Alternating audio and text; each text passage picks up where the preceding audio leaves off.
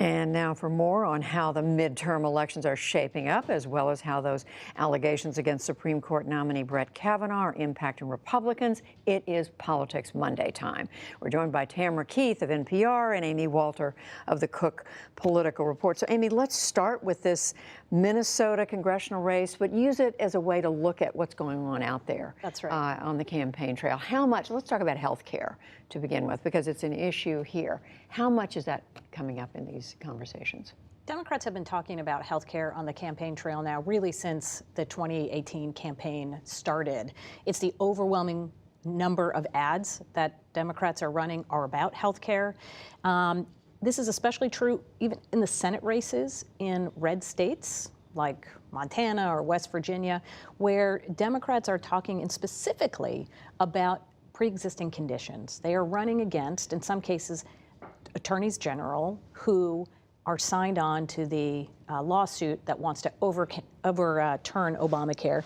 And specifically, right, if you overturn Obamacare, you get rid of the good and the not so popular provisions like the pre-existing condition. The great irony, as you know, Judy, in all of this is if the 2010 election was a referendum on Obamacare and the sort of backlash to Obamacare, 2018 is shaping up to be a backlash to Republican attempts to dismantle it. It's really flipped, hasn't it, Tam? It has, and it's fascinating. You talk about red states and attorneys general. You have Josh Hawley running in Missouri. He has an ad up now. He's the Republican talking about his son who has a pre-existing condition. Republicans see this as enough of a problem that they're having to go out and proactively message about their views on health care. And they're not talking about repealing and replacing Obamacare anymore. Right. They are now talking about, we're going to protect your pre-existing conditions. Meanwhile, Democrats previously hid from the Affordable Care Act, didn't want to talk about it, certainly didn't campaign on it, and now they are proactively campaigning on it. And Obamacare is more popular now than it ever was, which is it's turned upside down. It is sort of turned upside down, in large part because it's about protecting. Voters don't like to lose something that they already have versus the fight over its existence in the first place. The other thing, Tam, being discussed in this race in Minnesota, but in some other parts of the country, tariffs, the president's tariffs, some agriculture issues. How much of an impact do we see any of that having in races? Well, what we know is that a couple of weeks ago, we had an NPR Marist poll that came out that showed a significant erosion in support for President Trump and in the sort of generic ballot, the generic Democrat versus generic Republican. That erosion happening in the upper Midwest, those states that President Trump won or nearly won in the upper Midwest that have been affected by these trade policies.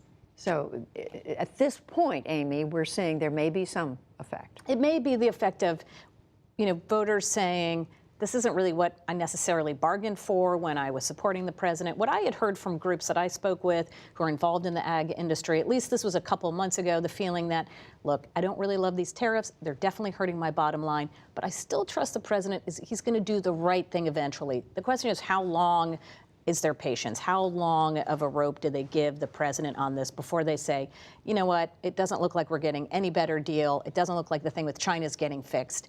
And they may not be supportive of Democrats, but they are not turning out in support of Republicans. Okay, the thing we are watching, Tam, this week, and we've been talking about it at the lead of the program, is Brett Kavanaugh, his confirmation, now the second woman coming forward with allegations. I know it's early, the hearings are 3 days away, hearing on Thursday, but what do we see at this point in terms of how Republicans are playing this? They have to be concerned because they're worried about women voters in particular. Certainly, and though if you look at sort of the way this has progressed, with the way the White House and their Republican allies have approached this, early on they were very careful. They wanted to seem as respectful as humanly possible. They didn't want to question the accuser.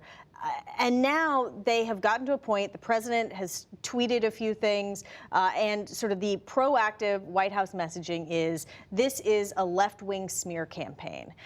It has moved a long way. They are taking a different tack now. And as one Republican told me, the president likes a good fight, and they are now taking the fight to this nomination. Are they taking a risk by doing that, Amy, or is it, do we know?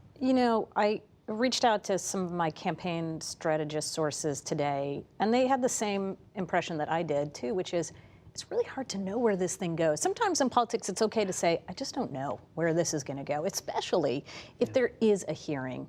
What response American public is going to have to the Christine Blasey Ford, to Judge Kavanaugh, to the questions being asked, to the questions and the way that those questions are asked.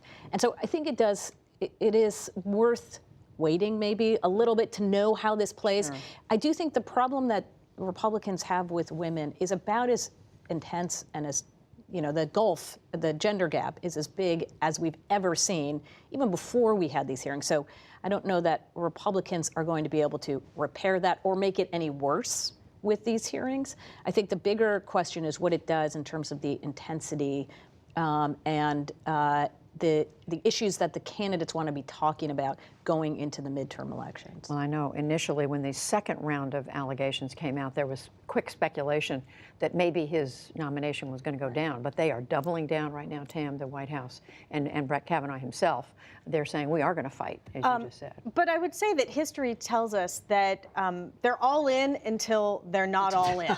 And who knows, maybe it will go through the hearing and they will go to a floor vote, but it can be like flipping a switch. You just don't know until it happens. Last thing, not as if there's not enough going on, Amy, the swirling speculation around the Deputy Attorney General Rod Rosenstein. Normally, we don't pay that much attention to the number 2 person at the Department of Justice, but this is the person who is overseeing the Robert Mueller Special Counsel investigation. We'll see what happens, but right now, a lot is still swirling around. Of course, it's happening on Thursday, as someone has tweeted out, Thursday for those of us in politics is going to feel like looking directly into the sun. That's the intensity of political news that's coming in. We may cover our eyes. You can wear sunglasses. They have those glasses. Yeah. But look, if you're a Republican right now, just imagine you have it's 5 weeks into the election. You're in a very competitive race. What would you not want to be talking about for the next 5 weeks? Chaos in the White House. What is going to happen at the DOJ?